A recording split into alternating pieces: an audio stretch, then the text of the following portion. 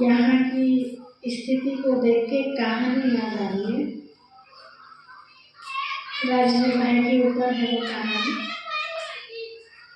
बताते हैं कि शायद पहले सुनाई क्या नहीं मुझे। एक बार एक राजा था, तो उस राजा ने बहुत भक्ति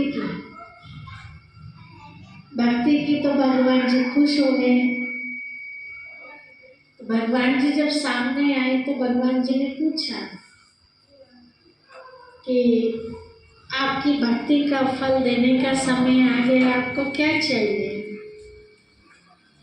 तो राजा ने कहा हाथ जोड़ के, प्रभु आपका दिया हुआ सब कुछ मेरे पास है, मुझे कुछ नहीं चाहिए। बोला नहीं, आपने भक्ति की है, कुछ ना कुछ तो देना ही होगा। तो बताइए, आप नजर दौड़ाओ चारों तरफ, क्या नहीं है आपके पास, या क्या नया कुछ करने की इच्छा है आपकी, क्या वरदान चाहिए? तो राजा सोच में पड़ गए कि सब कुछ तो मेरे पास है, मैं क्या मांगूं, क्या मेरी इच्छा है? तो राजा ने कहा सोच के, प्रभु आपकी ऐसी इच्छा है कि आप कुछ देना ही चाहते हैं, तो मेरी एक इच्छा पूरी कर दीजिए। बोला क्या?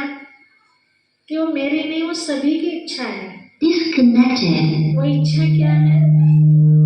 बताया कि वो इच्छा है, प्रभु जैसे आपने मुझे दर्शन दिए हैं ना, ऐसे दर्शन आप मेरी सारी प्रजा को दे दीजिए। और मेरी प्रजा की भी इच्छा यही है। हर किसी की इच्छा होती है कि एक बार भगवान के दर्शन हो जाए। भगवान जी ने कहा आपकी इच्छा है, ठीक है, अवश्य पूरी होगी, लेकिन आप जो बता रहे हैं कि सारी मेरी प्रजा यही चाहती है कि आपके एक बार दर्शन हो जाए, क्या सच में दर्शन करना चाहेगी आपकी प्रजा? तो राजा ने कहा प्रभु ऐसा कौन होगा जो दर्शन नहीं करना चाहेगा? तो बोला ठीक है, ऐसी बात है। तो एक दिन फिक्स कर दिया और एक ठिकाना फिक्स कर दिया कि और समय, उस दिन इतने बजे उस जगह पर आप अपनी सारी प्रजा को लेके आना। माता जी अंदर आ जाओ। तो राजा ने कहा ठीक है प्रभु। उस दिन के लिए राजा ने अपने नगर के आसपास के जो क्षेत्र में सभी जगह ये ऐलान करा दिया कि प्रभु सबको उस दिन दर्शन देंगे, सब चलना। अब ये बात सबने सुनी तो कैसा लगा होगा? अच्छा ही लगा होगा ना। भाई प्रभु दर्शन देंगे तो खाली हाथ तो दर्शन देंगे नहीं, कुछ ना कुछ देकर ही जाएंगे, है ना। जैसे आपके गांव में कोई बड़ा मिनिस्टर आने लगे और आपको पता चले कि इस गांव वालों से मिलने के लिए खास आए हैं, तो आपके मन में भी क्या होगा मिनिस्टर के लिए? भाई जरूर कुछ ना कुछ तो वादा करके जाएंगे, हमारे गांव में कुछ ना कुछ तो सुधार करके जाएंगे, चाहे वो सड़कें बनवा के जाए या किसी गरीब के घर बनवाने की बात हो, है ना। इस तरह की कुछ ना कुछ तो करके जाएंगे जब आएंगे तो ऐसे भक्तों के मन में ये बात आई और वो दिन आ गया। चलने लगे वहाँ, आगे आगे राजा रानी और पीछे उनका मंत्री सिपाही और सारी प्रजा। चलते रहे, उस रास्ते की तरफ चलते रहे। तो थोड़ी दूर ही चले थे तो देखा एक जगह बहुत लोहे का ढेर लगा हुआ था। तो देखा जो सबसे लास्ट वाली प्रजा थी, गरीब प्रजा, उसकी नज़र पड़ी तो मन में आया भगवान जी से तो बाद में भी मिल लेंगे, इतना लोहा यहाँ पड़ा हुआ है, फ्री का है, पहले इसे समेट लेते, इतना उनसे मिलेंगे इतने हम भी पहुँच जाएंगे। कुछ प्रजा उसको समेटने में लग गई। तो उसको जो भरने की आवाज़ आई तो राजा का थोड़ा ध्यान गया। अब सोचो पीछे पूरा झुंड आ रहा हो तो चलने की भी आवाज़ आती है ना, तो थोड़ा कम महसूस हुआ तो राजा का ध्यान गया कि झुंड कुछ कम दिखाई दे रहा है। तो पीछे मुड़ के देखा तो कुछ प्रजा वहाँ उसको भरने में लग गई। राजा ने पूछा आवाज लगा के, भैया आप लोग क्या कर रहे हो ये? तो बोला महाराज भगवान तो मिल ही जाएगा, है ना, थोड़ा लेट हो जाएंगे तब भी मिल जाएगा, कोई बात नहीं, लेकिन अगर इस लोहे को किसी और ने उठा लिया तो ये नहीं मिलने वाला, तो हम इसे उठा के बस आ ही रहे, आप चलो। राजा ने कहा अच्छा जी चलो कोई बात नहीं, चल दिए, आगे चलते रहे। तो देखा एक जगह फिर चांदी का ढेर लगा हुआ, कुछ प्रजा वहां रुक गई। फिर राजा ने देखा ये क्या हो गया, है ना, तो राजा को फिर भी यही जवाब मिला, आप चलिए हम ये उठा लेते हैं थोड़ा सा। चलते रहे, आधी प्रजा वहां खत्म हो गई। आगे चल के देखा एक जगह सोने का ढेर लगा हुआ था, जो थोड़ी प्रजा बची थी वो सोने में लग गई। यहाँ तक कि मंत्री को भी लालच आ गया, सब उसको भरने लगे। राजा रानी बच गए।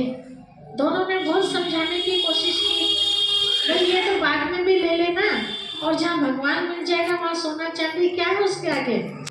तो बोला महाराज वो बात सारी ठीक है आपकी, लेकिन जरूरत तो इस समय हमें इसकी है ना, भगवान जी की जरूरत अभी नहीं है हमें, और इतना पूछ ही नहीं, बस आप चलो इतने बात करो भगवान जी से, हम पहुंच जाएंगे। बेचारे राजा रानी बच गए। नजदीक पहुंचने ही वाले थे, थोड़ी दूरी थी, वहां देखा तो हीरो का ढेर, अलग अलग तरह के पेड़ों पे अलग अलग तरह के हीरो के सेट, नाक के, कने के, हाथ के, गले के, ये सब वैरायटी। और फिर नजर किसकी पड़ी? रानी की। रानी ने देखा इतने सुंदर सुंदर सेट, तो वो उसको जैसे लेने लगी तो राजा ने कहा ये क्या कर रही हो? बोला महाराज देखो सब कुछ ठीक है, आपने मुझे बहुत कुछ दिया है, लेकिन ऐसा एक भी नहीं दिया जैसे यहाँ टंगे हुए हैं, इतनी चमक दमक और इतनी वैरायटी। तो अपने पल्ले में उनको लेने लगी। राजा ने बहुत समझाया, रानी ने भी ये जवाब दिया चलो तो सही, मैं दौड़ के पकड़ लूंगी आपको। राजा बेचारा अकेले चल गया, उस बुद्धि रानी की वहाँ हीरो में अटक गई। अकेले जब राजा वहां पहुंचे तो भगवान जी तो वहां इंतजार कर रहे थे। तो पूछा भगवान जी ने कि आपकी जो इच्छा थी सारी प्रजा को मेरे से मिलाने की, कहाँ है आपकी प्रजा? आप तो अकेले आए हो। तो बड़ा शर्मिंदा होके राजा ने कहा प्रभु आपने ठीक कहा था कि क्या सचमुच आपकी प्रजा मेरे से मिलना भी चाहेगी? आपकी तो इच्छा है। तो ऐसे यहाँ इस गांव में हमने देखा, जो सुनी हुई बात नहीं बता रहे हम, ठीक है, लेकिन अपने अनुभव वाली बात बता रहे हैं। मास्टर जी हैं, अमरदीप भाई हैं, हमारे राजवीर भाई हैं, है ना, ये देखिए हुई बात बता रहे हैं कि इनकी बहुत इच्छा थी कि जैसे जो सुकून हमें मिला है, जो मन की शांति हमें मिली है, जो सच्ची रोशनी हमें मिली है, अंधकार से बाहर निकले हैं। बहन जी एक बार हमारे गांव को भी आके इस अंधकार से बाहर निकालिए। हम चाहते हैं कि वो भी डायरेक्ट शिव बाबा से अपना, शिव बाबा मतलब हमारा पर्सनल बाबा थोड़ी है, सारी दुनिया का बाबा है वो, भोलेनाथ बाबा। तो उनके साथ वो कनेक्शन जोड़ के अपने दुख दुविधाओं को खत्म कर सके। आप थोड़ा सा टाइम दीजिए हमारे गांव में, जो भी हमसे सहयोग होगा हम सहयोग करेंगे। तो इन तीनों की इच्छा को देख के हमने हाँ किया, ठीक है, मेहनत पूरी की। आपने देखा तीनों ने मिलके खर्चा भी जोड़ किया, खर्चा तो होता है ना, कोई भी प्रोग्राम हम छोटा सा भी कर लो तो किस इच्छा से किया उन्होंने, क्या इच्छा रखी उन्होंने अपने मन में कि ये डायरेक्ट भगवान से जुड़ जाए, भटके नहीं, है ना। लेकिन आज रिजल्ट क्या देख रहे हैं, चल तो सब दिए, शुरू में कितने आए पूरी बारात की बारात है, पूरा भरा हुआ था। उसके बाद थोड़े और कम हो गए, फिर कम होते होते होते होते आज क्लास देखो कि 3 भाई, ऐसा ना हो कि 3 भाई रह जाए अकेले। ठीक है, आने वाला समय ऐसा हमें लुभाने वाला भी, परिस्थितियों वाला तो आएगा ही, मुसीबतें तो आएंगी, लेकिन लुभाने वाला भी समय आएगा जो हमें भगवान से दूर कर देगा, है ना।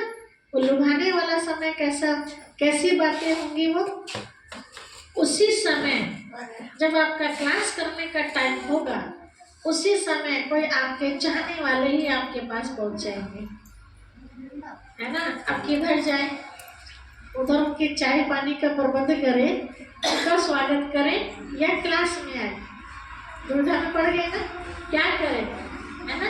तो जो कमजोर होते हैं वो किधर डलेंगे, वो किधर डलेंगे, वो चाय पानी में ही डल जाएंगे।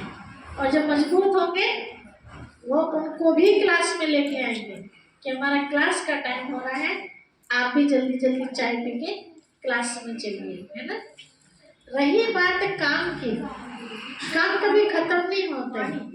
आज के टाइम सुनने को मिल रहा है कि दीपावली आ रही है, तो इसलिए घर का कोना कोना हमें साफ करना पड़ता है, तो इसलिए टाइम नहीं मिलता। घर का कोना साफ करते करते भी क्या हम रोटी नहीं खाते, खा रहे हैं ना, रोटी तो नहीं छोड़ रहे हैं ना। चाय के टाइम चाय भी पी रहे हैं ना, हाँ, खाना पड़ता है ना, चाहे लेट ही खा रहे हैं, चाहे लेट ही हो रहा है, खाते तो है, ऐसे तो नहीं खाते ही नहीं, खाए बिना काम भी नहीं चलेगा, कब तक छोड़ेंगे आप, है ना। आगे काम करने के लिए पावर मिलेगी किससे, भोजन से मिलेगी ना, है ना। चलो एक टाइम खा रहे हैं, बाद में दिक्कतें किससे होंगी ये भी पता है कि आज हम भोजन नहीं ले रहे हैं, काम के चक्कर में एक ही टाइम ले रहे हैं, तो दिक्कतें भी किसे होंगी, शरीर में खुद को होगी ना। तो समझदारी क्या है कि काम भी हो जाए और टाइम पर भोजन भी मिल जाए, है ना। तो काम भी हो गया और आने वाली परिस्थितियां जो बीमारी के रूप में आएंगी उनका भी हमें सामना नहीं करना पड़ेगा। तो शरीर के लिए जितनी समझदारी हमारे पास है, उतनी मन के लिए भी तो समझदारी होनी चाहिए। तो जब शरीर के लिए भोजन हम इतना जरूरी समझ रहे हैं, तो मन के लिए भोजन इतना जरूरी क्यों नहीं समझ रहे। क्या जब समझ में आएगा, जैसा दुनिया में देखते हैं, डॉक्टर भी बताते हैं, हमारे बड़े बुजुर्ग भी इस बात को कहते हैं, बचपन में खाया जवानी में चलता है ना, काम आता है, जवानी का खाया बुढ़ापे में काम आता है, ठीक है। और जिन्होंने बचपन में नहीं खाया, या समझो उन्हें कोई खिलाने वाले नहीं रहे, या गरीबी समझो, कुछ भी परिस्थिति समझो, जिनको बचपन में नहीं खुराक से मिली, घी दूध आदि की, है ना, वो जवानी में इतना कड़ा जो काम उनको करना पड़ता है, क्या कर पाते हैं, नहीं कर पाते। उनके मुकाबले जिन्होंने खाया होगा तो वो बुढ़ापे में भी जवान से ज्यादा काम कर लेते हैं, है ना। चलो बचपन में तो खाया, जवानी में पूरा हम दिखाते हैं अपनी बहादुरी, तब इतना काम कर लेते हैं, लेकिन उस समय नहीं खा रहे हैं, तो आने वाले टाइम में बुढ़ापा जब आएगा शरीर का, तो क्या होगा, जल्दी घुटने टिक जाएंगे ना हमारे। तो इसलिए जवानी में भी खाना पड़ता है, कहाँ के लिए, आने वाले टाइम के लिए। तो ऐसे जब शरीर की हमें इतनी चिंता होती है, तो ऐसे क्या अपनी जिंदगी की चिंता नहीं होनी चाहिए। जो परिस्थितियों का सामना हम कर चुके, वो परिस्थितियां हम दूसरे की जो देख रहे हैं, उन परिस्थितियों का हमें सामना ना करना पड़े, तो उसके लिए आत्मा को खुराक देनी बहुत जरूरी है, ठीक है। हर कोई जीवन कैसा जीना चाहता है, टेंशन फ्री या टेंशन से घिरा हुआ, कैसा, सब टेंशन फ्री चाहते हैं। आज छोटे से बच्चे से भी आप बात करो तो वो भी कहते हैं मैं टेंशन ना दूँ, है ना, वो भी फ्री रहना चाहते हैं, किसी बुजुर्ग से बात करो तो वो भी क्या कहते हैं, हम सब झंझटों से छूटना चाहते हैं, हमें टेंशन लेने की जरूरत नहीं। वो मजबूरी होती है, बेचारों को लेनी पड़ जाती है, लेकिन अंदर से इच्छा क्या होती है सबकी, टेंशन फ्री रहे। तो टेंशन फ्री रहने के लिए तो पहले टेंशन लेनी पड़ेगी ना, टेंशन लेनी पड़ेगी मतलब अटेंशन रखना पड़ेगा। अटेंशन मतलब सावधानी, ठीक है। टेंशन होता किस लिए है, अटेंशन हमारा खत्म हो जाता है तो हमें टेंशन होता है। हम देखते हैं ना सड़कों पर भी लिखा रहता है सावधानी हटी दुर्घटना घटी, ठीक है। तो ऐसे जिंदगी में हम जो भी कर्म करते हैं अगर सावधानी नहीं है हमारे उन कर्मों के ऊपर तो फिर आने वाले समय में कुछ भी दुर्घटना, शारीरिक एक्सीडेंट को दुर्घटना नहीं बोलते हैं। दुर्घटना तो वो भी होती है, कितने ब्रेन हेमरेज हो रहे हैं आज के टाइम, दिमाग की नस फट जाती है, किसी को अटैक पड़ रहा है, किसी को ब्लड प्रेशर हाई हो रहा है, ये सब क्या है, दुर्घटनाएं हो रही है। तो ये किस कारण से हो रही है, किस कारण से हो रही है? क्या बुखार से अटैक पड़ा उनको? नहीं। क्या रोटी कम खाई थी उससे अटैक पड़ा? नहीं। किससे अटैक पड़ा? शरीर की कमजोरी से अटैक नहीं पड़ा। ब्रेन हेमरेज हुआ शरीर की कमजोरी से नहीं हुआ, वो किससे हुआ? मन की कमजोरी से, ठीक है। तो मन को जब हम देख रहे हैं चारों तरफ इतनी सारी, जब हमें अटैक नहीं पड़ा तो इसका मतलब अटैक हो ही नहीं रहा। दुनिया की हालत देखो आप, तो मन कमजोर था इसीलिए उसको अटैक आ गया, मतलब सोचने की क्षमता उसकी खत्म। ज्यादा जोर दिया तो काम खराब हो गया। तो ज्यादा सोचने की पावर, ज्यादा परिस्थितियों को झेलने की पावर किस आत्मा के अंदर आएगी? जो खा पी के मस्त रहेंगे। कब कौन सी चीज खा पी के मस्त रहेंगे? कौन सी चीज खा पी के? ज्ञान योग की खुराक खा करके। परमात्मा पिता जो ज्ञान का भोजन हमें दे रहे हैं, इस भोजन को हम लेते रहेंगे तो आत्मा हमारी शक्तिशाली बन जाएगी।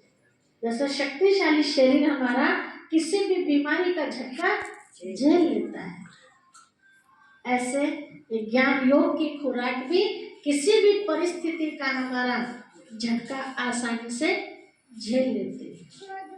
तो इसके लिए तो रोज रोज खानी पड़ेगी ना रोटी, या हफ्ते में एक दिन हो जाए काफी है? रोज खानी पड़ेगी, ठीक है। चलो इतना भी आसान हम कर देते हैं आपके लिए। यहाँ नहीं आ पाते तो अपने घर पे ही खा लीजिए, लेकिन खानी तो चाहिए ना। चलो ये आने जाने का आपका समय भी बच गया 5 मिनट, या घर में तो कैसे भी आपने कपड़े पहन रखे हैं, लेकिन घर से बाहर निकलने के लिए तो पूरा ठीक ठाक होना पड़ता है, तो उसमें भी टाइम वेस्ट जाता है ना। अब सूट पहन रखा तो अब साड़ी पहनो, 10 मिनट इसमें भी गए हमारे, ठीक है।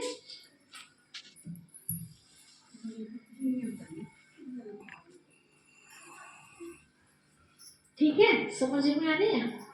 तो ये ऐसी खुराक है कि आप अपने घर पर भी इसको ले सकते हैं, लेकिन वो खुराक समझ में आनी चाहिए ना कैसे लेनी है। तो समझने के लिए तो आना पड़ेगा। जिसको समझ में आ गई वो हाथ खड़ा करो जरा। कितने दिन क्लासें करी है ना, कि ये खुराक कैसे लेनी चाहिए समझ में आ गई है। किस किस के आई? अच्छा वो तो पुरानी है, तो क्या आपके समझ में आ गई? अच्छा बताएंगे कैसे लेनी है? हाँ बताओ बताओ, हाथ खड़ा किया ना आपने? हाँ जी,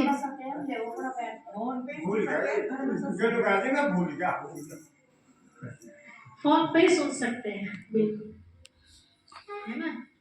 तो टाइम निकालो, ऐसे नहीं चलते फिरते। खाना चलते फिरते खाया जाता है क्या? बैठ के चाहे 5 मिनट ही खाओ, लेकिन तसल्ली से वो 5 मिनट की क्लास है, तसल्ली से सुनो क्या समझाया जा रहा है, ठीक है। तो जब रोज की मुरली पढ़ते हैं ना, सुनते हैं, नेट पर आती है, आराम से बोलिए मोबाइल में आप, या लिखिए आज की मुरली, एकदम निकल आए। पढ़ने वाली भी आती है उस पर, सुनने वाली भी आती है।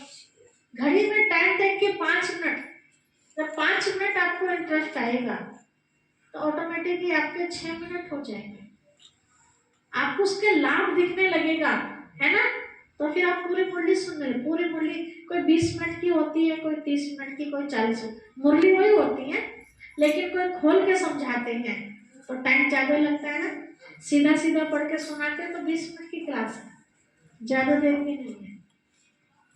तो अब तो इतना समय भी मिल रहा है कि हमें कोई बार बार चेतावनी दे रहा है कि इस चीज को कर ले, हम इस चीज को कर ले। आने वाले टाइम में कोई चेतावनी देने वाला भी नहीं रहेगा, ठीक है। तो वो समय कैसा रहेगा, वो समय कितना खतरनाक हो जाएगा। आज तो है ना, बड़े बुजुर्ग बताते भी, आज तो तुम्हें समझाया जा रहा है, एक टाइम ऐसा आएगा कि तुम अकेले पड़ जाओगे, कोई तुम्हें पूछने वाला नहीं है। आने वाले टाइम में जब मुसीबत आ रही है, अभी आपने देखा नेपाल में कितना तगड़ा भूकंप आया, और उसके जो आसार है, जो उसका प्रभाव है, आपके नोएडा तक पड़ा, बताइए, है ना, परसों।